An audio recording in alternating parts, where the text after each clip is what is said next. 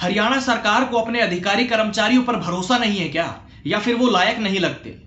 बिहार से अधिकारी को डेपुटेशन पर लाना पड़ रहा है। ऐसे क्या मजबूरी है कि बिहार कैडर से अधिकारी को लाया गया है? क्या सरकार इस पर कोई जवाब देगी?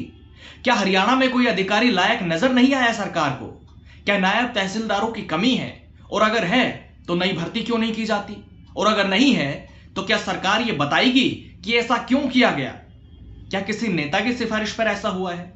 विपक्ष कह रहा है सरकार हरियाणा के युवाओं को तो नौकरी दे नहीं रही, अब डेपुटेशन पर भी बिहार से अधिकारी लाए जा रहे हैं। दोस्तों नमस्कार, मैं आपका यार जतिन पत्रकार। हरियाणा में बिहार के सर्कल ऑफिसर को नायब तहसीलदार लगाने पर सियासी बवाल मचा हुआ है। इसको लेकर कांग्रेस सरकार से सवाल पूछ रही है। कांग्रेस सांसद दीपेंद्र हुड्डा ने सवाल पूछा है कि बीजेपी हरियाणवियों को इतना हल्के में क्यों ले रही है? क्या हरियाणा के लोग अधिकारी बनने की योग्यता नहीं रखते?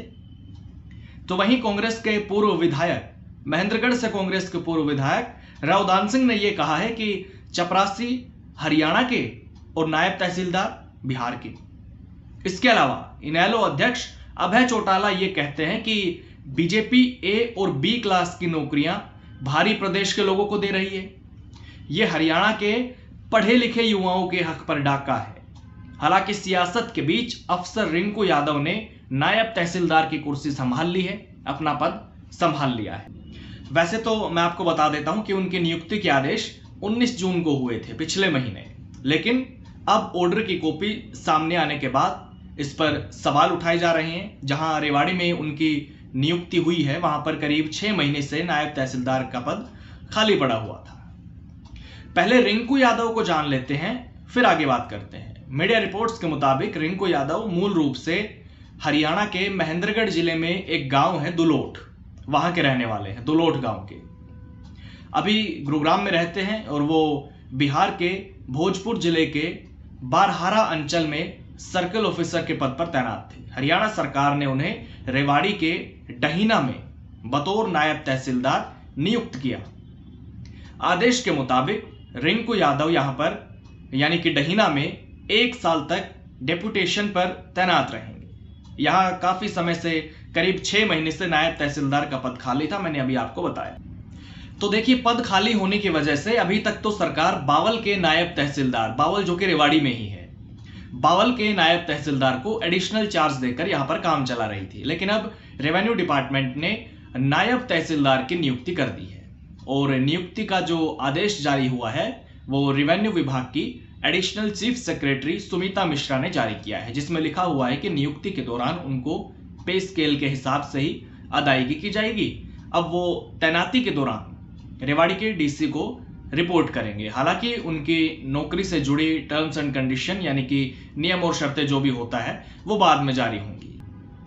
अब बात करते हैं इस मुद्दे पर जो सियासत हो रही है। विपक्षी दलों के नेता सरकार पर हमलावर हैं। रोहतक लोकसभा क्षेत्र से कांग्रेस सांसद दीपेंद्र हुड्डा ने कहा है कि बीजेपी हरियाणवियों को क्यों इतना हल्के में ले रही है? क्या हरियाणा के लोग अधिकारी बनने की योग्यता नहीं रखते? पिछले 11 वर्ष में अन्य राज्यों के लोगों को क्लास 1-2 की 75% सरकारी नौकरियां देने के साथ अब तहसीलदार जैसे पदों पर भी डेपुटेशन से हरियाणा से बाहर के लोगों को बुलाया जा रहा है। एक तरफ जहां तमाम राज्य सरकारें, खासकर बीजेपी की सरकारें, अपने अपने राज्य के नौकरियों में स्थानीय लोगों को तरजीह देती है, उन सरकारों ने भर्ती पेपर में भाषा की अनिवार्यता और स्टेट जीके के ज्यादा से ज्यादा सवाल पूछने जैसे नियम लागू कर दिए हैं ताकि स्थानीय अभ्यर्थी ही पेपर पास कर पाए। जबकि हरियाणा में ठीक इसके विपरीत नीतियां बन रही हैं। भर्ती पेपरों से हरियाणा जीके गायब कर दी गई है और डोमिसाइल से 15 साल की शर्त हटा दी गई है। एचपीएससी के चेयरमैन से लेकर एचपीएससी की तमाम भर्तियों और बड़े पदों पर अन्य राज्यों के लोगों को नियुक्त किया जा रहा है।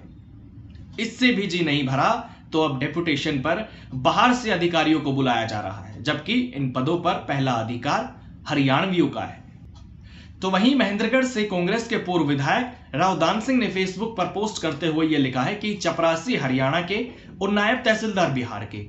उन्होंने लिखा कि अब तक हम देखते आ रहे हैं कि हरियाणा में भाजपा सरकार आने के बाद से क्लास 1 और क्लास 2 की भर्तियों में अन्य प्रदेशों के आवेदकों का चयन ज्यादा हो रहा है, लेकिन अब तो हरियाणा में नायब तहसीलदार भी बिहार कैडर से डेपुटेशन पर आएंगे और हरियाणा के युवा ग्रुप डी की भर्ती में अपना चयन का इंतजार करेंगे। चपरासी हरियाणा के और नायब तहसीलदार बिहार के। मुख्यमंत्री नायब सैनी जी जवाब का इंतजार रहेगा। तो वहीं इनेलो के राष्ट्रीय अध्यक्ष अभय चौटाला ने कहा है कि बीजेपी ने हरियाणा को दूसरे प्रदेश के लोगों के हवाले कर दिया है और लूट का ये तरीका वैसा ही है जैसे महमूद गजनवी ने सोमनाथ मंदिर को लूटा था। बस फर्क इतना है कि वो तलवार से लूटता था और ये कलम से लूट रहे हैं। प्रदेश के युवाओं को चपरासी और अन्य प्रदेश के लोगों को हरियाणा में ए और बी ग्रेड की गजेटेड सरकारी नौकरी देने का काम किया जा रहा है। बड़े शर्म की बात है कि जितने भी कमीशन और बोर्ड हैं उनके ज्यादातर चेयरमैन हरियाणा से बाहर के लोग हैं। एचपीएससी का चेयरमैन भी बाहरी है। तो इन हालातों में हरियाणा के युवा ए और बी ग्रेड की गजेटेड भर्तियों की उम्मीद भी कैसे कर सकेंगे। अब सोचने वाली बात है कि जब निर्णय लेने वाली कुर्सियां ही बाहरी लोगों के हाथ में होगी तो हरियाणा के युवाओं के हाथ क्या आएगा। इस मुद्दे पर सियासत हो रही है। विपक्ष सरकार से सवाल पूछ रहा है कि ऐसा क्यों किया गया। बिहार से या किसी भी दूसरे स्टेट से अधिकारी को डेपुटेशन पर लाना कितना सही है। क्या यह किसी की सिफारिश पर हुआ है?